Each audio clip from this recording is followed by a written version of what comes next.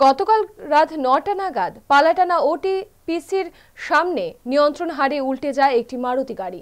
গাড়িটিতে ৪ জন যাত্রী ছিলেন। মারুতিটি মহারানী থেকে মেলাঘর যাওয়ার পথে দুর্ঘটনার কবলে পড়ে। আহতদের উদয়পুর মহকুমা হাসপাতালে নিয়ে যাওয়া হয়েছে। দুর্ঘটনার খবর পেয়ে ঘটনাস্থলে পৌঁছায় কাকরাবন থানার সাব ইন্সপেক্টর বুদ্ধ জমাতিয়া।